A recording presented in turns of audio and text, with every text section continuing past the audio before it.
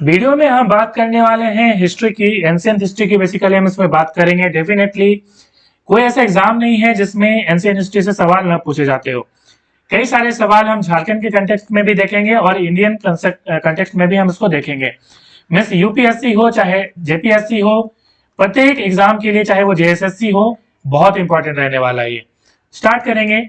आपको इसका कमेंट में जवाब देना है। इसका आंसर हम इस वीडियो में हम डिस्कस करेंगे। महाभारत के दिग्विजय पर्व में झारखंड को क्या कहा जाता है? टेस्ट करें आप कितना आपको इतिहास पता है। इतिहास की हम बात करें तो इतिहास शब्द इति, ह और आस से बना है और जिसका मतलब होता है यह निश्चित था।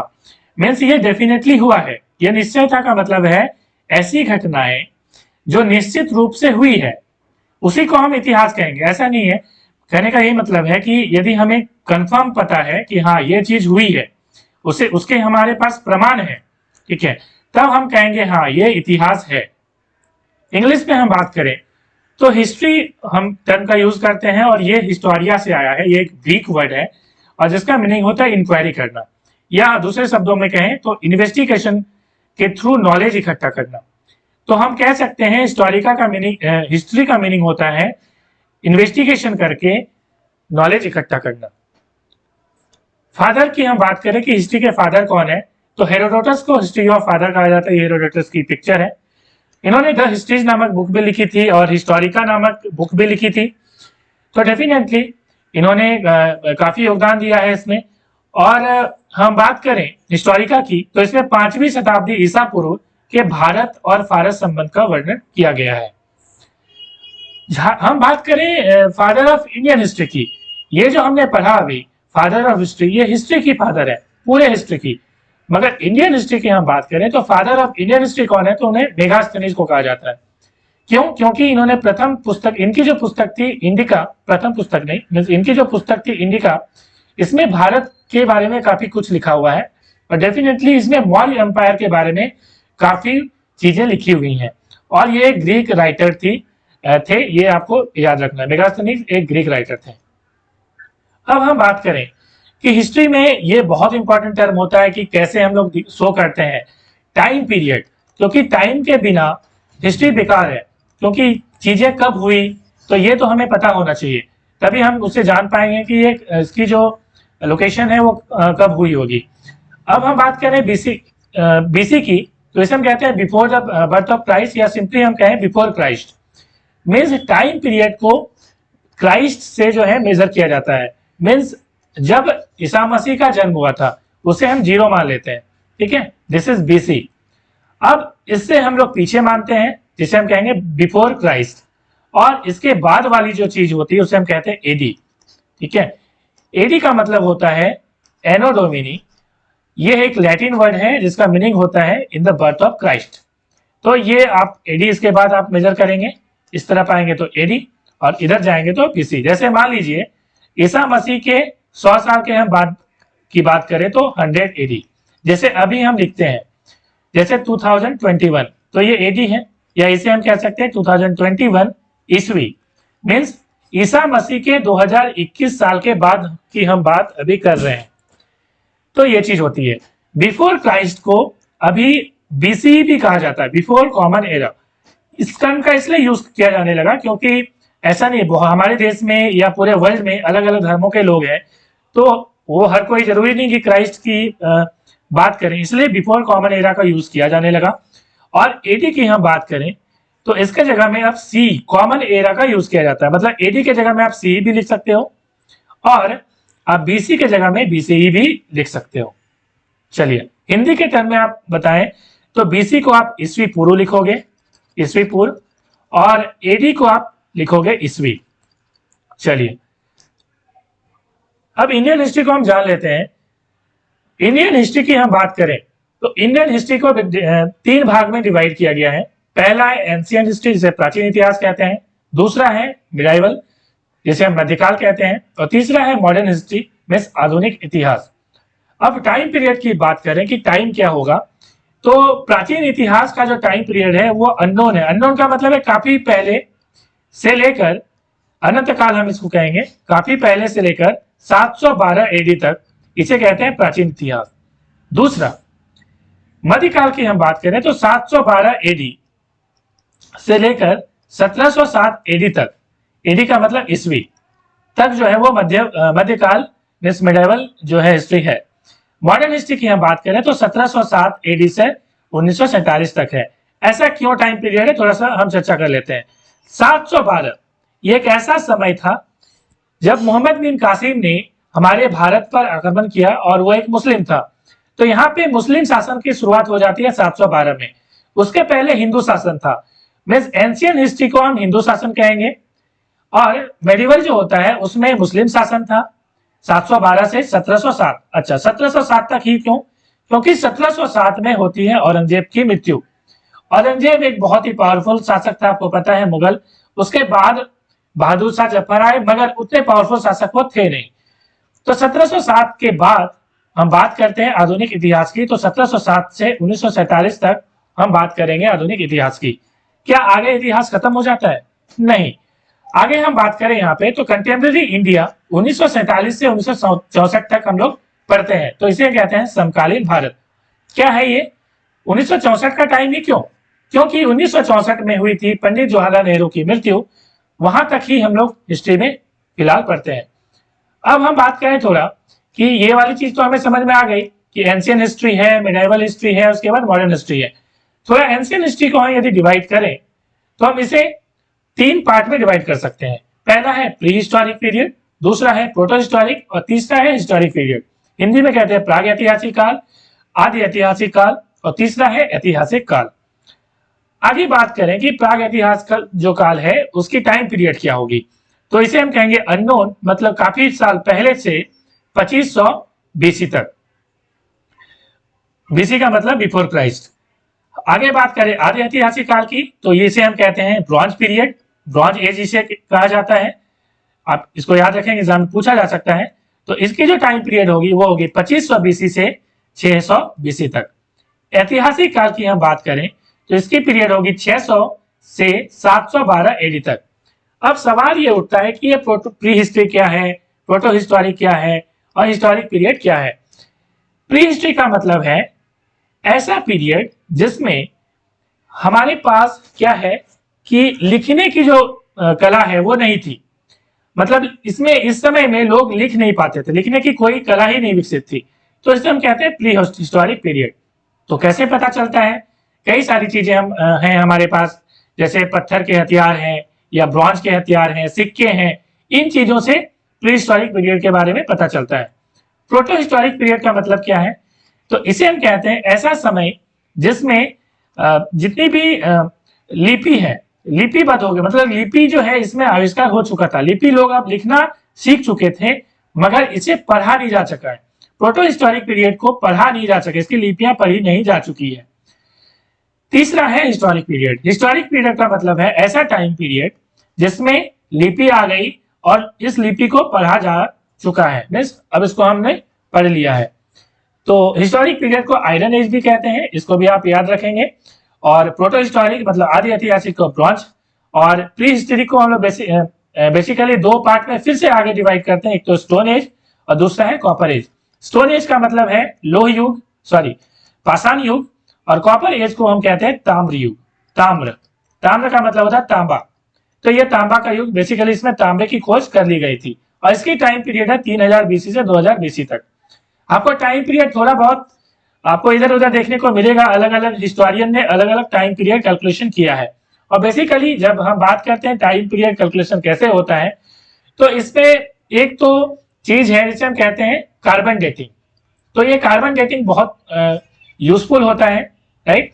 तो रेडियो एक्टिव जो कार्बन डेटिंग होती है उससे पता करते हैं कि क्या जो है टाइम पीरियड रही होगी किसी भी हिस्ट्री की। आगे हम बात करें स्टोन एज की, तो स्टोन एज को 3 पार्ट में डिवाइड किया गया है। एक तो पैलियोलिथिक, मेसोलिथिक और तीसरा नियोलिथिक। इसे हम कहते हैं पूरा पाषाण काल पैलियोलिथिक को, मेसोलिथिक को कहते हैं मध्य पाषाण काल और नियोलिथिक को कहते हैं नव पाषाण काल। क्या है ये? पूरा पाषाण का मतलब है ये तो स्टोन एज ही है। इसकी जो टाइम पीरियड होगी अननोन टू 8000, अननोन का मतलब काफी पहले से लेकर 8000 बीसी तक। मेसोलिथिक की हम बात करें तो 8000 बीसी से 4000 बीसी तक, और नव पाषाण की हम बात करें 4000 बीसी से 2500 बीसी तक। इसके बारे में अलग अलग वीडियो में बनाऊंगा तो आपको की चीजें समझ में आएंगी।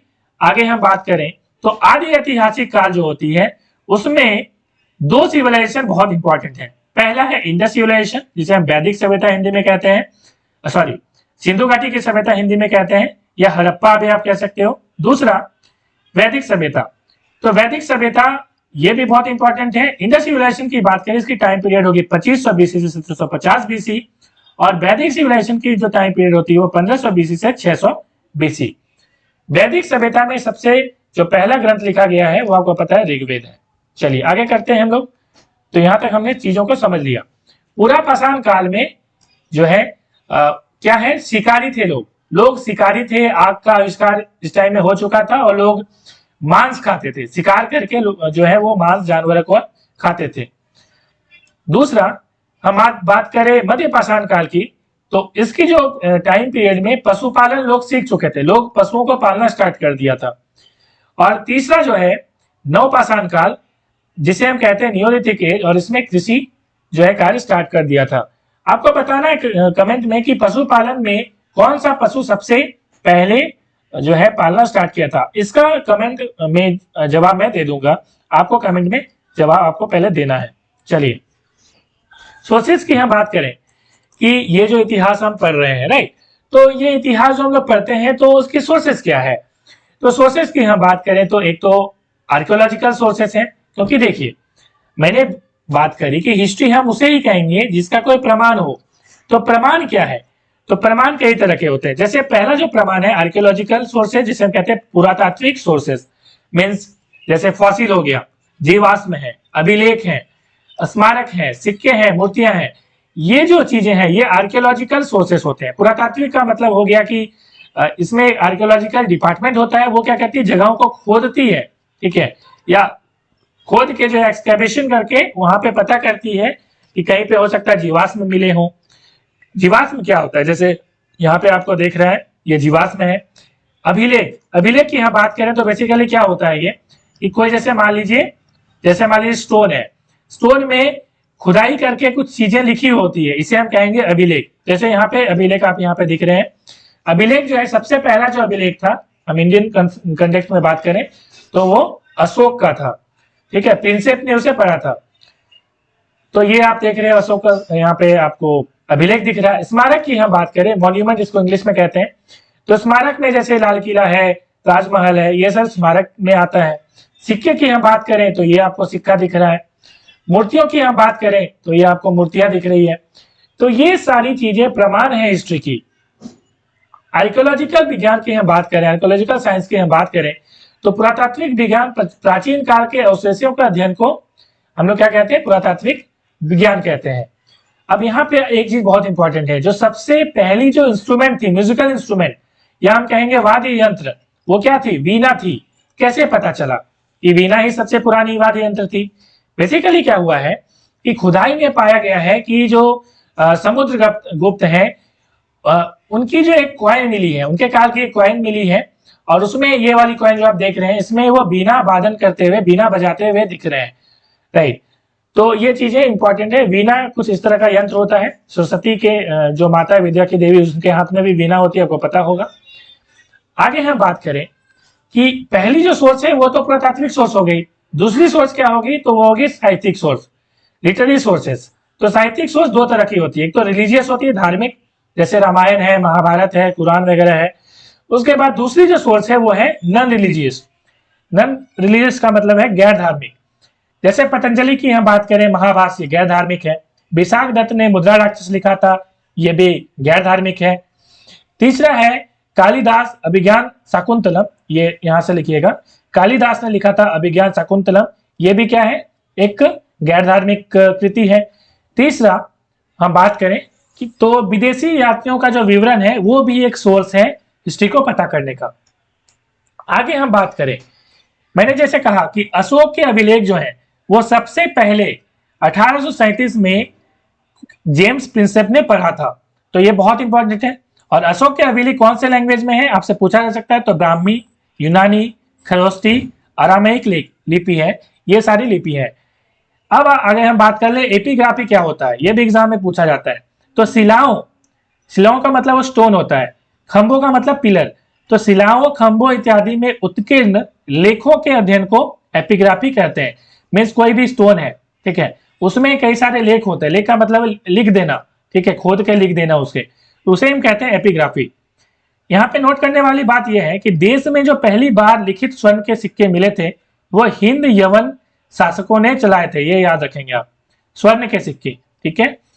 न्यूमिस्मैटिक, ये भी बहुत इंपॉर्टेंट है, तो स्टडी ऑफ कॉइन को न्यूमिस्मैटिक कहा जाता है। आगे दक्षिण भारत में अरिकमेडु, जिसे हम पुदुचेरी आजकल कहते हैं, नामक स्थान की खुदाई में रोमन सिक्के मिले हैं। ये एग्जाम में पूछा जा सकता है कि कौन सा स्थान में रोमन सिक्के मिले हैं, तो आपको बताना है अरिकमेडु, जिसे अभी पुदुचेरी कहते हैं। आगे हम बात करें तो पांडुलिपि बहुत इंपॉर्टेंट है। पांडुलिपि के बारे में आपने सुना होगा। तो यहाँ पे क्वेश्चन है कि इंग्लिश में इसे मैन्यूस्क्रिप्ट कहा जाता है। मेन्यू का मतलब क्या होता है? मेन्यू का मतलब होता है हाथ। तो हाथ से चीजें जो लिखी होती है उसे हम क्या कहते हैं? तो पांडुलिपि कहते हैं।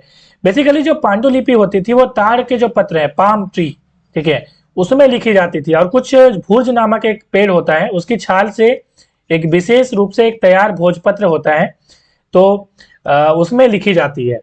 तो ये एक तरह का आप यहाँ पे पांडुलिपि देख रहे हैं। आगे हम बात करें झारखंड की, तो झारखंड में क्या खुदाई हुई है? छोटा नागपुर में असुर जनजाति को सबसे पुरानी जनजाति माना जाता है, ठीक है, माना गया है, यहाँ पे लिखिएगा। छोटा नागपुर में पाई गई ईंट असुर जनजाति के समय की मानी गई है। यहाँ पे एक ईंट मिली है, तो ईंटें जो है यहाँ पे, तो वो इसकी जो लंबाई है 17 इंच है, चौड़ाई है 10 इंच और हाइट है 3 इंच। यह प्राग ऐतिहासिक काल की है, तो ये आपको याद रखनी है, एग्जाम में पूछा जा सकता है। आगे हम बात करें कि वर्तमान झारखंड का नाम ये प्राचीन काल से ही परिवर्तित होता रहा है। विभिन्न ग्रंथों में इसका अलग अलग नाम जो है रखा गया है। सबसे पहले जो झारखंड का नाम है ये एतरेई ब्राह्मण में प्रथम बार इसको इस जो है मिलता है, इस प्रदेश का नाम। एतरेई जो ब्राह्मण है इसमें पुंडू प्रदेश इस जगह का नाम रखा बताया गया है। मतलब झारखंड का जो प्रदेश है आज का, उसे पुंडू प्रदेश कहा गया एतरेई ब्राह्मण में। क्योंकि झारखंड जो नाम है वो तो आपको पता है कि वो आपको हिस्ट्री में देखने को मिलेगी नहीं, मगर अलग अलग इसके जो नाम है क्या क्या थे, जैसे एतरेई ब्राह्मण में इसे पुंडू प्रदेश कहा गया, वायु प्रमाण में मुरंड कहा गया, विष्णु पुराण में मुंड कहा गया, भागवत पुराण में किक्कट प्रदेश कहा गया, और सबसे इंपॉर्टेंट महाभारत काल में इसे कहा गया पशुभूमि, पुंडरीक देश। तो ये आप याद रखेंगे।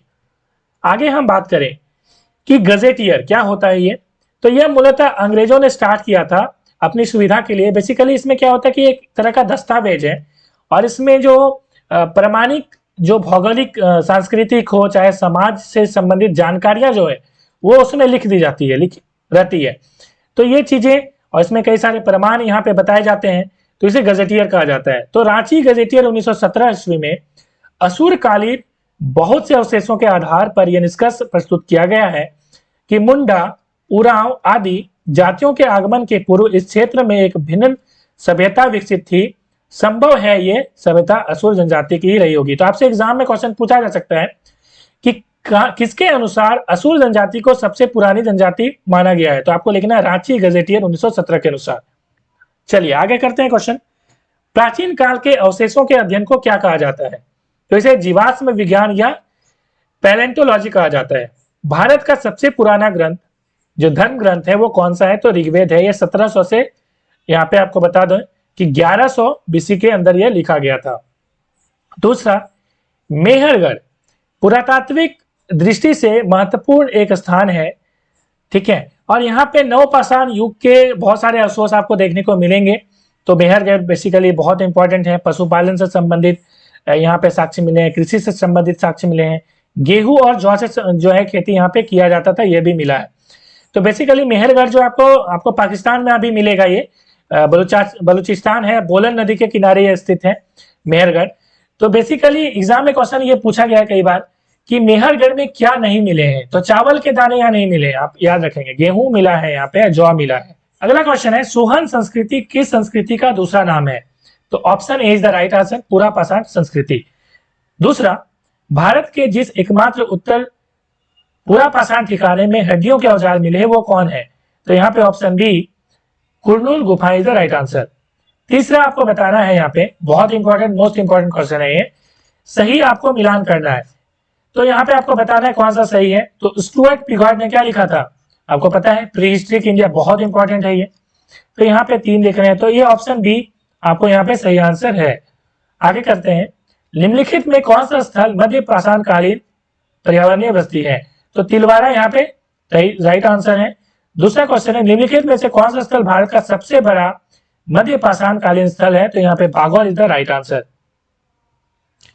अगला क्वेश्चन है बहुत इंपॉर्टेंट, भारतीय उपमहाद्वीप, भारत को एक उपमहाद्वीप कहा जाता है, तो इसमें कौन कौन से देश है। तो 6 देश है यहाँ पे, भारत, पाकिस्तान, बांग्लादेश, नेपाल, भूटान, श्रीलंका।